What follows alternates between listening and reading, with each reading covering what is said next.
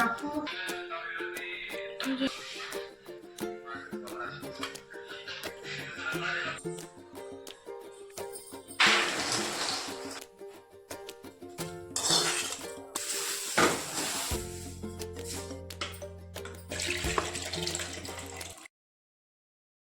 ನಮಸ್ಕಾರ ಎಲ್ಲರಿಗೂ ಬೆಳಗಿನ ಶುಭೋದಯ ರೀ. ಎಲ್ಲರೂ ಹೆಂಗದೀರಿ? ಆರಾಮದಿರೇನು? ನಾವು ಆರಾಮದೀವಿ ನೋಡ್ರಿ.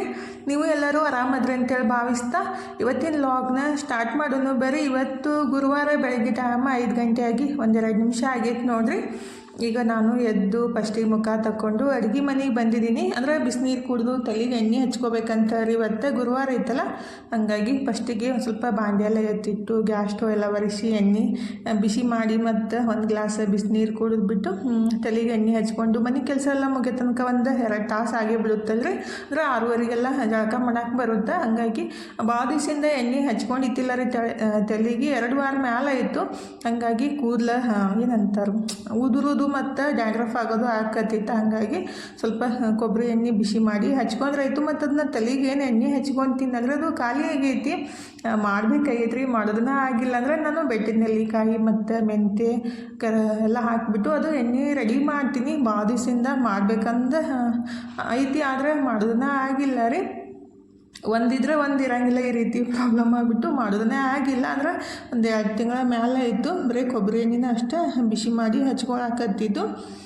ಈಗಿದ್ರೆ ಫಸ್ಟಿಗೆ ಸ್ವಲ್ಪ ಬಾಂಡೆನ ಎತ್ತಿಟ್ಬಿಟ್ಟು ಅದು ಕೆಳಗಡೆಲ್ಲ ನೀರು ಬಿದ್ದಿರ್ತಾವಲ್ರಿ, ಅದನ್ನೆಲ್ಲ ಸ್ವಲ್ಪ ಸೈಡಿಗೆಲ್ಲ ಸರಿಸ್ಬಿಟ್ಟು, ಅಂದರೆ ಈ ಬಾಂಡೆ ತೆಗಿಯೋಕೆ ಹೋದ್ರೆ ಏನಾಗುತ್ತಲ್ಲ ಸೌಂಡ್ ಆಗೋಕ್ಕೆ ಸ್ಟಾರ್ಟ್ ಆಗಿಬಿಡುತ್ತೆ. ನಮ್ಮ ಮನೆಯವ್ರು ಎದ್ಬಿಟ್ಟು ಬಯಕ್ಕೆ ಸ್ಟಾರ್ಟ್ ಮಾಡಿಬಿಡ್ತಾರೆ. ಏನಿಂದ ನೆಮ್ಮದಿ ಮನ್ಕೋ ಉಡ್ಸಂಗಿಲ್ಲ, ಕಡು ಕುಡು ಸ್ಟಾರ್ಟ್ ಮಾಡಿ ಅಂತೇಳಿ.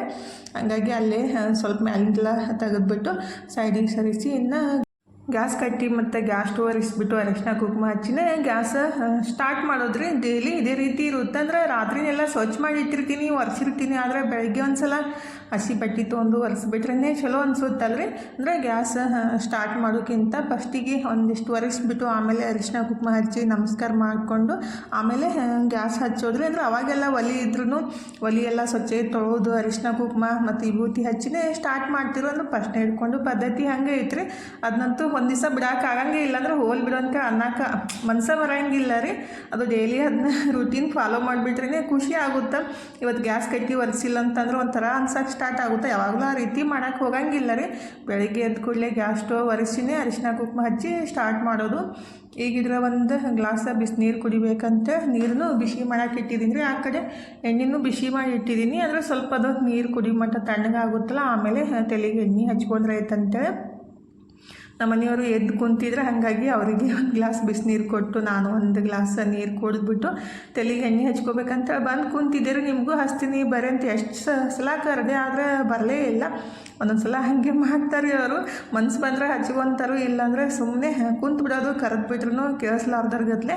ಹಾಗಾಗಿ ನಾನೇ ತಲೆಗೆಲ್ಲ ಎಣ್ಣೆ ಹಚ್ಕೊಂಡು ಮನೆ ಕೆಲಸ ಎಲ್ಲ ಮುಗಿಸ್ಬಿಟ್ಟು ಜಳಕ ಮಾಡಿ ಹೀಗಿದ್ರೆ ದೇವ್ರಿಗೆ ನಮಸ್ಕಾರ ಮಾಡಿ ಇನ್ನು ದೇವರ ತಿಕ್ಕಬೇಕ್ರಿ. ನಾಳೆ ಶುಕ್ರವಾರ, ನಾಡ್ದೆ ಹುಣ್ಣಿಮೆ ಇತ್ತಲ್ಲ, ಹಾಗಾಗಿ ನಾಳೆ ಶುಕ್ರವಾರನೂ ತಿಕ್ಕಾಕೆ ಹೋಗಬಾರ್ದು. ಹಾಗಾಗಿ ಹುಣ್ಣಿಮೆನೂ ಇರುತ್ತೆ. ಇವತ್ತಿನ ದೇವರ ಎಲ್ಲ ತಿಕ್ಕರು ಆಯ್ತಂತ ಸ್ವಲ್ಪ ಜಲ್ದಿನೇ ಜಳಕ ಮಾಡಿ ಬಂದಿದ್ದೀನಿ. ಅಂದರೆ ದೇವರ ತಿಕ್ಕಾಕೆ ಟೈಮ್ ಬೇಕು. ಮತ್ತು ಇವತ್ತೇನು ಅಡುಗೆ ಕೆಲಸ ಜಾಸ್ತಿ ಇಲ್ಲ ರೀ. ಬರೀ ಚಪಾತಿ ಅಷ್ಟೇ ಮಾಡ್ಬೇಕಂದೈತಿ. ಅಂದರೆ ನಿನ್ನೆ ಮಾಡಿದ್ದು ಪಲ್ಯ ಐತ್ರಿ, ಬರೀ ಚಪಾತಿ ಅಷ್ಟೇ ಮಾಡೋದೈತಿ. ಹಾಗಾಗಿ ದೇವರನ್ನ ತಿಕ್ಬಿಟ್ಟು ಕೊಟ್ರಾಯ್ತು. ನಮ್ಮ ಮನೆಯವರೆಲ್ಲ ಪೂಜೆಗೆ ರೆಡಿ ಮಾಡ್ಕೊತಾರೆ. ನಾನೇನು ಜಾಸ್ತಿ ದೇವರ ಇಟ್ಟಿಲ್ಲ ರೀ. ನಮಗೆ ಎಷ್ಟು ಆಗುತ್ತಲ್ಲ ಅಂದರೆ ಸ್ವಚ್ಛ ಮಾಡ್ಕೊಳಕ್ಕೆ ಅಷ್ಟೇ ದೇವರನ್ನ ಇಟ್ಕೋಬೇಕು. ಜಾಸ್ತಿ ಇಟ್ಕೊಂಡ್ಬಿಟ್ಟು ಬೇಸರ ಮಾಡ್ಕೊಂಡು ತಿಕ್ಕೋದಾಗಲಿ ಮತ್ತು ಬೇಸರ ಮಾಡ್ಕೊಂಡು ಪೂಜೆ ಮಾಡೋಕ್ಕಿಂತ ನಮ್ಗೆ ಎಷ್ಟು ಶಕ್ತಿ ಅನ್ಸಾರ ದೇವರನ್ನ ಇಟ್ಟು ನಮಸ್ಕಾರ ಮಾಡ್ಕೊಂಡ್ಬಿಟ್ರೆ ಆಗುತ್ತಲ್ರಿ. ಅಂದರೆ ದೇವ್ರೇನು ಕೇಳೋದು ಶುದ್ಧ ಮನಸ್ಸಿನಿಂದ ಒಂದು ನಮಸ್ಕಾರ ಅಷ್ಟೇ ಕೇಳೋದ್ರಿ. ದೇವರೇನು ಎಲ್ಲ ಆಡಂಬರ ಏನು ಕೇಳಂಗಿಲ್ಲ. ನಮ್ಗೆ ಎಷ್ಟು ಖುಷಿ ಅನ್ಸುತ್ತಲ್ಲ ಅಷ್ಟೇ ಸಿಂಪಲ್ಲಾಗಿ ಪೂಜೆ ಮಾಡಿಬಿಟ್ರೆ ಮನ್ಸಿಗೂ ಖುಷಿ ಆಗುತ್ತಲ್ರಿ. ಈಗಿದ್ರೆ ದೇವರ ತಿಕ್ಕಿ ಕೊಟ್ಕೊಳ್ಳಿ ನಮ್ಮ ಮನೆಯವರೆಲ್ಲ ಪೂಜೆಗೆ ಜೋಡಿಸ್ಕೊಳಕತ್ತಿದ್ರು. ಇನ್ನಿದ್ರೆ ನಾನು ಚಪಾತಿ ಹಿಟ್ಟು ಕಲಸಿ ಇಡ್ಬೇಕಂತ ಇಡಾಕಂತೀನಿ ನೋಡ್ರಿ. ಬರೀ ಚಪಾತಿ ಅಷ್ಟು ಮಾಡಿಬಿಟ್ರಾಯ್ತು. ನಿನ್ನೆ ಮಾಡಿದ್ದು ಹೆಸರುಕಾಳು ಪಲ್ಯ ಸ್ವಲ್ಪ ಜಾಸ್ತಿನೇ ಇತ್ತಲ್ರಿ, ಅದನ್ನೇ ಬಿಸಿ ಮಾಡಿ ಕೊಟ್ರಾಯ್ತು. ಮತ್ತು ಮಧ್ಯಾಹ್ನ ಮಾಡೋಕ್ಕೆ ಬರುತ್ತೆ. ಅದಕ್ಕಂತೇಳಿ ಅದನ್ನೇ ಬಿಸಿ ಮಾಡೋಕ್ಕೆ ಇಟ್ಟಿದ್ದೀನಿ ರೀ. ಈ ಕಡೆ ಹಿಟ್ಟನ್ನು ಕಲಿಸಿಟ್ಟಿದ್ದೀನಿ. ಮತ್ತು ಇವತ್ತು ಮಧ್ಯಾಹ್ನ ಸಾಬುದಾನಿ ಮಾಡಬೇಕು. ಉಪವಾಸ ಇರುತ್ತಲ್ಲ, ಬೆಳಗ್ಗೆ ಏನು ತಿನ್ನಕ್ಕೆ ಹೋಗಂಗಿಲ್ಲ. ಮಧ್ಯಾಹ್ನ ಸ್ವಲ್ಪ ಮಾಡಬೇಕಂತೇಳಿ ಈಗ ನೆನೆಸಿಡಾಕಂತೀನಿ ರೀ. ಅಂದರೆ ನೆನಪೇ ಆಗಂಗಿಲ್ಲ, ಮತ್ತು ಲೇಟ್ ಆಗ್ಬಿಡ್ತಂದ್ರೆ ಬಿಡು ಹೀಗೆ ನೆನೆಯಂಗಿಲ್ಲ ಅಂತೇಳಿ ಬ್ಯಾಸರು ಮಾಡ್ಕೊಂಡು ಬಿಟ್ಬಿಡೋದಾಗುತ್ತೆ. ಅದಕ್ಕಂತೇಳಿ ಈಗ ನೆನಪಾಯ್ತಾ, ಅದಕ್ಕೆ ಸ್ವಲ್ಪ ಸಾಬುದಾನಿ ತೊಳೆದ್ಬಿಟ್ಟು ನೆನೆಸಿಟ್ರಾಯ್ತಂತ ಇಡಾಕಂತೀನಿ ನೋಡಿರಿ. ಅಂದರೆ ಒಂದು 5 ರಿಂದ 6 ತಾಸು ಆದ್ರೂ ಇವು ಸಾಬುದಾನಿ ನೆನಿಬೇಕ್ರಿ. ಅವಾಗನ ಅದು ಬಿಡಿ ಬಿಡಿಯಾಗಿ ಆಗುತ್ತೆ. ಪಟ್ಟಂತೇಳಿ ನೆನೆಸಿ ಮಾಡೋಕೆ ಆಗಂಗಿಲ್ಲ ರೀ. ಅದಕ್ಕಂತೇಳಿ ಬೆಳಗ್ಗೆನೇ ಒಂದು ಸ್ವಲ್ಪ ಅಂದ್ರೆ ಒಂದು ಸಲ ನೀಟಾಗಿ ತೊಳೆದ್ಬಿಟ್ಟು ಅದು ಮುಳುಗುವಷ್ಟು ನೀರು ಹಾಕಿ ನೆನೆಸಾಕಿಡ್ಬೇಕು ರೀ. ಯಾವಾಗಲೂ ಸಾಬುದಾನಿ ಮುಂದಾಗ ಒಂದೇ ಲೆವೆಲ್ ಅಂದರೆ ಒಂದೇ ಥರ ಕಾಳು ಇದನ್ನು ತರಬೇಕು ರೀ. ಒಂದು ಸಣ್ಣ ಒಂದು ದಪ್ಪ ಇದ್ದಿದ್ದನ್ನು ತರಕ್ಕೆ ಹೋಗಬಾರ್ದು. ಅಂದರೆ ನನಗೆ ಮೊನ್ನೆ ಒಬ್ಬರು ಸಿಸ್ಟರ್ ಅಂದರೆ ಭಾಳ ದಿವಸ ಆಯಿತು ಕಮೆಂಟ್ ಮಾಡಿದರು, ಸಾಬುದಾನಿ ಒಟ್ಟೆ ನೆನೆಲಾಗ್ಯಾವ್ರಿ, ಏನು ಗೊತ್ತಾಗಲಾಗೈತಿ, ಒಂದು ಸಣ್ಣ ಒಂದು ದಪ್ಪ ಅದಾವಂತೇಳಿ ಹೇಳಾಕತ್ತಿದ್ರು. ಅಂದರೆ ಅವ್ರು ನಮ್ಮ ಸಬ್ಸ್ಕ್ರೈಬರ್ ರೀ, ಬೆಂಗಳೂರದಾಗ ಇರ್ತಾರೋ, ಹಂಗೆ ಹೇಳಾಕತ್ತಿದ್ರು. ಅಂದರೆ ನೀವು ತರಬೇಕಾದ್ರೂ ಅಷ್ಟೇ ಒಂದೇ ಸೈಜ್ ಇದ್ದಿದ್ದು ತಂದುಬಿಟ್ಟು ಮಾಡಬೇಕು. ಅಂದರೆ ಕೆಲವೊಂದು ಅಂಗಡಿ ಒಳಗೆಲ್ಲ ಮಿಕ್ಸ್ ಮಾಡಿ ಇಟ್ಟಿರ್ತಾರೆ. ಹಾಗಾಗಿ ಮಾಡೋ ಮುಂದಾಗ ಅದು ಪ್ರಾಬ್ಲಮ್ ಆಗುತ್ತಂತೆ ಹೇಳಿ ನೆನಪು ಬಂತಂತೇಳಿ ಅವ್ರು ಹೇಳಿಬಿಟ್ಟು ಭಾಳ ದಿವಸ ಆಗಿತ್ತು. ಇವಾಗ ಅದು ನೆನೆಸಾಕತ್ತಿದ್ದೆ ಅಂದರೆ ಹಾಗಾಗಿ ನೆನಪು ಬಂತಂತೆ ಹೇಳಿದೆ. ಈಗಿದ್ರೆ ಅದು ಹಿಟ್ಟು ಕಲಸಿಟ್ಟಿದೆ. ಮತ್ತು ಶೇಂಗಾನು ಸ್ವಲ್ಪ ಬಿಸಿಲಿಗೆ ಇಟ್ಟಿರಿ. ಅವು ಎಲ್ಲ ಹಸಿ ಇರ್ತಾವೆ. ನಾವು ಹುರ್ಯಾಕೆ ಹೋದ್ರೂ ಜಲ್ದಿ ಹುರ್ಯಂಗೆ ಇಲ್ಲ ರೀ. ಯಾವಾಗಲೂ ಹಸಿ ಶೇಂಗಾ ಏನಿಲ್ಲ ಜಾಸ್ತಿ ಮೆತ್ತಗಿರ್ತಾವೆ. ಬಿಸಿಲಿಗೆ ಹಾಕಿಬಿಟ್ಟು ಹುರಿದ್ಬಿಟ್ರೆ ಜಲ್ದಿ ಹುರಿತಾವೆ. ಹಾಗೆ ಹುರ್ಯಾಕೆ ಹೋದ್ರೆ ಹುರಿದೇ ಇಲ್ಲ. ಹಂಗಾಗಿ ಅವಕ್ಕೂ ಬಿಸಿಲಿಗೆ ಇಟ್ಟು ಚಪಾತಿನೂ ಮಾಡಿದೆ. ನಮ್ಮ ಮನೆಯವರಿದ್ರು ಈ ಕಡೆ ಪೂಜೆನೂ ಎಷ್ಟು ಚಂದ ಮಾಡಿದ್ರು ನೋಡಿರಿ. ಅವರೆಲ್ಲ ಊಟ ಮಾಡಿಬಿಟ್ಟು ಹೋದರು ಕಾಲೇಜ್ಗೆ ಸ್ಕೂಲಿಗೆ. ನನ್ನ ಕೆಲಸ ಸ್ಟಾರ್ಟ್ ಮಾಡಿದ್ದೀನಿ ನೋಡಿರಿ. ಚಹಾ ಕುಡಿಯೋಕ್ಕೂ ಮನಸ್ಸಿದ್ದಿತ್ತಿಲ್ಲ, ಯಾಕೇನೋ ತಲೆ ಒಂಥರ ದಿಮ್ ಥರ ಅನ್ಸಾಕತ್ತಿತ್ತು. ಮತ್ತು ಕ್ಲೈಮೇಟ್ಸು ಕೋಲ್ಡೇ ಇತ್ತಲ್ರಿ, ಚಹಾ ಕುಡಿಯೋಕ್ಕೂ ಮನಸ್ಸು ಅಂತ ಅನಿಸ್ತು. ಹಂಗಾಗಿ ಅದು ಮೊನ್ನೆ ಕರ್ಬೇವು ಜಾಸ್ತಿ ತಂದಿದ್ರಲ್ಲ, ಸ್ವಲ್ಪ ಒಣಗಿಸ್ಬಿಟ್ಟು ಇಟ್ಟಿದ್ದೆ ರೀ. ಹಂಗೆ ಕಿಟಕಿಗೆ ಒಂದು ದಾರ ಕಟ್ಟಿಬಿಟ್ಟು ಕಟ್ಟಿದ್ದೆ. 2 ದಿವಸ ಒಳಗಡೆ ಒಣಗಿಬಿಟ್ಟೈತ್ರಿ ಅದು. ಅಂದ್ರೆ ನಾವು ಹಸಿದ ಭಾಳ ದಿವಸ ಇಟ್ಬಿಟ್ರೆ ಅದು ಕಪ್ಪಾಗುತ್ತಲ್ರಿ. ಈ ರೀತಿ ಮಾಡಿಟ್ಟಾಗೇನಿತ್ತಲ್ಲ ಒಂದು 4-5 ತಿಂಗಳು ಆರಾಮ್ಸ್ರಿ ಇಟ್ಕೋಬೋದು. ಇಲ್ಲಾರ್ದಾಗ ಯೂಸ್ ಮಾಡೋಕ್ಕೆ ಬರುತ್ತೆ. ನಾನು ಜಾಸ್ತಿ ಇದೇ ರೀತಿ ಮಾಡೋದು. ಕೊತ್ತಂಬರಿ ಸೊಪ್ಪಾಗಲಿ ಮತ್ತು ಮೆಂತ್ಯ ಸೊಪ್ಪು ಮತ್ತು ಕರಿಬೇವು ಎಲ್ಲನೂ ಬೇಸಿಗೆ ಒಳಗೆ ಒಣಗಿಸಿ ಇಟ್ಕೊಂಡ್ಬಿಟ್ರೈತು. ಅವಾಗೆಲ್ಲ ಹಾಗೆ ಮಾಡ್ತಿದ್ರು. ಹಿಂದಿನ ಕಾಲದಾಗೆಲ್ಲ ಫ್ರಿಡ್ಜ್ ಇರ್ತಿತ್ತಿಲ್ಲಲ್ರಿ, ಆವಾಗ ಈ ರೀತಿ ಎಲ್ಲನೂ ಸೊಪ್ಪು ಒಣಗಿಸ್ಬಿಟ್ಟು ಇಟ್ಟಿದ್ರು. ಆವಾಗ ಇಲ್ಲಾರ್ದಾಗ ಯೂಸ್ ಮಾಡೋಕೆ ಬರ್ತಿತ್ತು. ನಾನು ಅದೇ ರೀತಿ ಸ್ವಲ್ಪ ಬಿಸಿಲಿಗೆ ಇಟ್ಬಿಟ್ಟು ಡಬ್ಬಿಗೆ ಹಾಕಿ ಇಟ್ರೈತಂತೆ ಎಲ್ಲ ಸೋಸಿ ಬಿಸಿಲಿಗೆ ಇಟ್ಟಿದ್ದೀನಿ ರೀ. ಮತ್ತು ಶೇಂಗಾನು ಬಿಸಿಲಿಗೆ ಇಟ್ಟಿದ್ದೀನಿ. ಈಗಿದ್ರೆ 3 ಗಂಟೆ ಆಗೈತಿ. ಇನ್ನು ಸಾಬುದಾನಿ ಮಾಡ್ಬೇಕಂತ ರೀ ಇಷ್ಟು ತನಕ ಮಾಡ್ಬೇಕಂತ ಅಂದ್ಕೊಂಡೆ. ಆದರೆ ಎಡಿಟಿಂಗ್ ಕೆಲಸ ಸ್ವಲ್ಪ ಜಾಸ್ತಿನೇ ಆಯಿತು. ಮತ್ತು ಫೋನ್ ಸ್ಟಕ್ ಆಗ್ಲಾಕತ್ತಿತ್ತು. 1-2 ತಾಸೊಳಗೆ ಆಗೋ ಕೆಲಸ 3 ರಿಂದ 4 ತಾಸು ಟೈಮ್ ತೊಗೊಳತ್ತು. ಮತ್ತು ಲೇಟಾಗಿತ್ತು, ಅಂತ ಅನ್ಸಾಕತ್ತಿತ್ತು. ಮತ್ತು ನೆನೆಸಿಟ್ಟಿದ್ದೆಲ್ಲ ಸಾಬುದಾನಿ, ಹಾಗಾಗಿ ಸ್ವಲ್ಪ ಮಾಡಿಬಿಟ್ರೈತೆ ಎಷ್ಟು ಹೋಗುತ್ತಾ ಅಷ್ಟು ತಿಂದ್ರೈತಂತ ಶೇಂಗಾ ಹುರಿದು ಇಟ್ಟಿದ್ದಾರೆ. ಅದನ್ನ ಸ್ವಲ್ಪ ಶೇಂಗಾನ ಪುಡಿ ಮಾಡಿ ಇಟ್ಟಿದ್ದೀನಿ. ಮತ್ತು ಉಳಿದಿದ್ದ ಶೇಂಗಾ ಏನಿಲ್ಲ ಶೇಂಗಾದ ಹಿಂಡಿ ಮಾಡ್ಬೇಕಂತ ಹೇಳಿ ಶೇಂಗಾದ ಹಿಂಡಿನೂ ಖಾಲಿಯಾಗಿತ್ತು. ಹಂಗಾಗಿ ಮಿಕ್ಸರ್ ಜಾರಿಗೆ ಹಾಕಿಟ್ಟಿದ್ದೀನಿ. ಬೆಳ್ಳುಳ್ಳಿ ಮತ್ತು ಶೇಂಗಾ ಇದಕ್ಕೆ ಈ ರೀತಿ ಒಗ್ಗರಣೆ ಹಾಕಿಬಿಟ್ಟು ಶೇಂಗಾ ಹಿಂಡಿ ಮಾಡಿಬಿಟ್ರೆ ಭಾಳ ಬೆಸ್ಟ್ ಆಗುತ್ತೆ ರೀ. ಅದಕ್ಕಂತೇಳಿ ಸ್ವಲ್ಪ ಎಣ್ಣೆ ಮತ್ತು ಜೀರಿಗೆ ಮತ್ತು ಒಂದು ಹಿಡಿಯಷ್ಟು ಕರ್ಬೇವು ಸೊಪ್ಪು ರೀ. ನಮ್ಗೆ ಕರ್ಬೇವು ಸೊಪ್ಪು ಎಷ್ಟು ಬೇಕಲ್ಲ ಅಷ್ಟು ಹಾಕ್ಬೋದು. ನಾನು ಸ್ವಲ್ಪ ಜಾಸ್ತಿನೇ ಹಾಕಿದ್ದೀನಿ. ನೀವು ಬೇಕಂದರೆ ಸ್ವಲ್ಪ ಕಮ್ಮಿ ಹಾಕ್ಬೋದು. 1-2 ಚಮಚದಷ್ಟು ಎಣ್ಣೆ, ಸ್ವಲ್ಪ ಜೀರಿಗೆ, ಕರ್ಬೇವು ಸೊಪ್ಪು, ಹಿಂಗು ಹಾಕಿಬಿಟ್ಟು ಈ ರೀತಿ ಒಗ್ಗರಣೆ ರೆಡಿ ಮಾಡಿಕೊಂಡು ಶೇಂಗಾ ಏನು ಹುರಿದು ಮತ್ತು ಮಿಕ್ಸರ್ ಜಾರಿಗೆ ಹಾಕಿಟ್ಟಿದ್ದೆ ಆದರೂ ಮತ್ತು 1-2 ಗಡ್ಡೆ ಬೆಳ್ಳುಳ್ಳಿನೂ ಹಾಕಿದ್ದೀನಿ. ಮತ್ತು ಈಗ ಖಾರಕ್ಕೆ ಎಷ್ಟು ಬೇಕಲ್ಲ ಅಷ್ಟು ಖಾರದ ಪುಡಿ ಹಾಕಬೇಕ್ರಿ. ರುಚಿಗೆ ತಕ್ಕಷ್ಟು ಉಪ್ಪು ಹಾಕ್ಬಿಟ್ಟು ಸ್ವಲ್ಪ ಬೇಕಾದರೆ ನೀವು ಹುಣಸೆಹಣ್ಣು ಹಾಕ್ಬೋದು. ನಾನು ಹಾಕಕ್ಕೆ ಹೋಗಿಲ್ಲ ರೀ. ಅಕ್ಷಿ ಹಿಂಡಿಗೆ ಮಾತ್ರ ಹುಣಸೆಹಣ್ಣು ಹಾಕ್ತೀನಿ. ಈಗಿದ್ರೆ ಅದು ಒಗ್ಗರಣೆ ಹಾಕಿ ಚಲೋತ್ನಾಗ ಮಿಕ್ಸ್ ಮಾಡ್ಕೊಂಡ್ಬಿಟ್ಟು ಅದು ಪಲ್ಸ್ ಮಾಡೋಳಗನ ಮಿಕ್ಸ್ ಮಾಡ್ಕೋಬೇಕ್ರಿ. ಭಾಳ ಸಣ್ಣ ಮಾಡ್ಕೊಳಕ್ಕೆ ಹೋಗಬಾರ್ದು. ಅದು ಶೇಂಗಾದ ಹಿಂಡಿ ರೀ. ಅಗಸಿ ಹಿಂಡಿ ಸಣ್ಣ ಮಾಡ್ಕೊಂಡ್ರೆ ನಡಿತೈತಿ. ಆದರೆ ಶೇಂಗಾದ ಹಿಂಡಿ ಭಾಳ ಸಣ್ಣ ಆಗ್ಬಿಡ್ತಂದ್ರೆ ಅದು ಟೇಸ್ಟ್ನೇ ಬರೋಂಗಿಲ್ಲ ರೀ. ಸ್ವಲ್ಪ ಪಲ್ಸ್ ಮಾಡೋಳಗನ ಈ ರೀತಿ ತರಿಯಾಗಿ ಹಿಂಡಿ ಮಾಡ್ಕೊಂಡ್ರೆ ಇತ್ತು ಟೇಸ್ಟ್ ಮಸ್ತ್ ಇರುತ್ತೆ ನೋಡಿರಿ. ಅಂದರೆ ಪ್ಲೇನಾಗಿ ಹಿಂಡಿ ಮಾಡೋಕ್ಕಿಂತ ಈ ರೀತಿ ಸ್ವಲ್ಪ ಕರ್ಬೇವು ಸೊಪ್ಪು, ಜೀರಿಗೆ ಹುರಿದು ಹಾಕಿ ಮಾಡಿಬಿಟ್ರೆ ಟೇಸ್ಟ್ ಜಾಸ್ತಿ ಇರುತ್ತೆ ರೀ. ಮತ್ತು ಮಕ್ಕಳಿಗೂ ಈ ರೀತಿ ಮಾಡಿಕೊಟ್ಟಾಗ ಇಷ್ಟಪಟ್ಟು ತಿಂತಾರೆ. ಅಂದರೆ ಕರ್ಬೇವು ಹಾಗೆ ಹಾಕಿಬಿಟ್ರೆ ತಿನ್ನಂಗಿಲ್ಲಲ್ಲ ಎದಕ್ಕಾದ್ರೂ. ಅದಕ್ಕಂತೇಳಿ ಈ ರೀತಿ ಹಿಂಡಿ ಒಳಗೆ ಮಿಕ್ಸ್ ಮಾಡಿ ಹಾಕಿಬಿಟ್ರಾಯ್ತು. ಇಷ್ಟಪಟ್ಟು ತಿಂತಾರು. ನಾನು ಹಿಂಡಿನೂ ರೆಡಿ ಮಾಡಿ ಇಟ್ಬಿಟ್ಟು ಈ ಕಡೆ ಸಾಬುದಾನಿನೂ ರೆಡಿ ಮಾಡಿದೆ ನೋಡಿರಿ. ಇದಕ್ಕೇನು ಜಾಸ್ತಿ ಇಂಗ್ರೀಡಿಯೆಂಟ್ಸ್ ಏನು ಹಾಕಂಗಿಲ್ಲ ರೀ, ಬರೀ ಎಣ್ಣೆ ಹಾಕಿಬಿಟ್ಟು ಜೀರಿಗೆ, ಕಟ್ ಮಾಡಿದ ಮೆಣಸಿನ್ಕಾಯಿ, ಸ್ವಲ್ಪ ಕರಿಬೇವು ಸೊಪ್ಪು ಮತ್ತು ನೆನೆಸಿಟ್ಟಿದ್ದು ಸಾಬುದಾನಿ ಮತ್ತು ಸ್ವಲ್ಪ ಶೇಂಗದ ಪುಡಿ, ನಿಂಬೆಹಣ್ಣು, ಉಪ್ಪು, ಸ್ವಲ್ಪ ಸಕ್ಕರೆ ಹಾಕಿ ಚಲೋತ್ನಾಗೆ ಮಿಕ್ಸ್ ಮಾಡಿಬಿಟ್ರಾಯ್ತು. ಒಂದು 2-3 ನಿಮಿಷ ರೀ ರೆಡಿ ಆಗುತ್ತಾ. ಈಗ ಸಾಬುದಾನಿ ತಿಂದು ಸ್ವಲ್ಪ ಹೊತ್ತು ರೆಸ್ಟ್ ಮಾಡಿದೆ ರೀ. ಇನ್ನು ಗ್ರೀನ್ ಚಟ್ನಿ ಮತ್ತು ಸ್ವೀಟ್ ಚಟ್ನಿ ಮಾಡಬೇಕಂತ ರೆಡಿ ಮಾಡ್ಕೊಳಕಂತೀನಿ ನೋಡಿರಿ. ಆಲ್ರೆಡಿ ಗ್ರೀನ್ ಚಟ್ನಿನೂ ರೆಡಿ ಆಯಿತು. ಇದಕ್ಕೆ ಪುದೀನ, ಕೊತ್ತಂಬರಿ, ಮೆಣಸಿನ್ಕಾಯಿ, ಸ್ವಲ್ಪ ಮೊಸರು, ನಿಂಬೆಹಣ್ಣು ಉಪ್ಪು ಹಾಕಿಬಿಟ್ಟು ಈ ರೀತಿ ರೆಡಿ ಮಾಡಿ ಇಟ್ಬಿಟ್ರೆ ಐತ್ರಿ 10-12 ದಿವಸ ತನಕ ಆರಾಮ್ಸರಿ ಯೂಸ್ ಮಾಡ್ಕೋಬೋದು.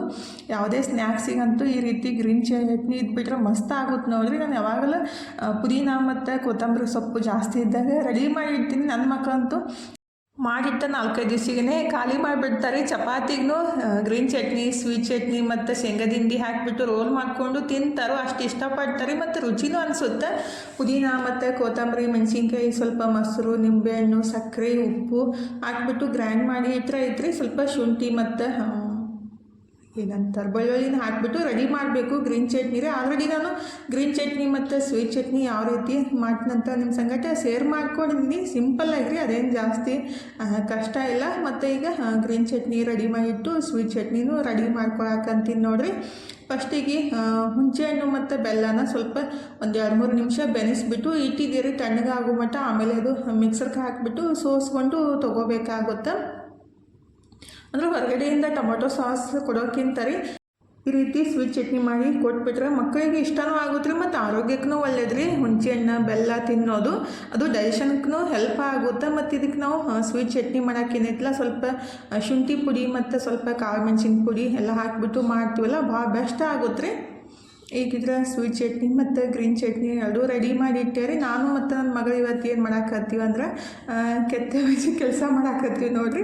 ಅಂದರೆ ನಿನ್ನೆ ತನು ಪಾವು ತಂದಿದ್ಲರಿ, ಅದನ್ನೇ ವಡಾಪಾವ್ ಮಾಡೋದಂತ ರೆಡಿ ಮಾಡಾಕತ್ತ. ತನು ಫಸ್ಟಿಗೆ ಪಾವ್ ಭಾಜಿ ಮಾಡ್ತೀನಿ ಮಮ್ಮಿ ಅಂತಂದ್ಲು. ಆಯ್ತು ಮಾಡು, ನನಗಂತೂ ಮಾಡೋಕ್ಕೆ ಮನಸ್ಸಿಲ್ಲ ಅಂತ ಹೇಳಿದ್ರಿ. ಯಾಕಂದ್ರೆ ಪಾವ್ ಭಾಜಿ ಮಾಡೋಕ್ಕೇನಿತ್ತಲ್ಲ ಜಾಸ್ತಿ ಟೈಮ್ ಹಿಡಿಯುತ್ತಾ, ಮಸಾಲ ರೆಡಿ ಮಾಡ್ಕೋಬೇಕು ಮತ್ತೆಲ್ಲ ತರಕಾರಿ ಕಟ್ ಮಾಡಬೇಕು, ಹೀಗಾಗಿ ಲೇಟ್ ಆಗುತ್ತೆ. ನಾನು ವಡಾಪಾವ್ ಮಾಡ್ಬೇಕಂತ ಹೇಳಿದೆ, ಸ್ವೀಟ್ ಚಟ್ನಿ ಮತ್ತು ಗ್ರೀನ್ ಚಟ್ನಿ ರೆಡಿ ಮಾಡಿ ಇಟ್ಟಿದ್ದೆ. ಇಲ್ಲ ನಂಗೆ ವಡಾಪಾವ್ ಇಷ್ಟ ಇಲ್ಲ, ಪಾವ್ ಭಾಜಿ ಮಾಡೋದಂತ ಅಂದ್ಲು.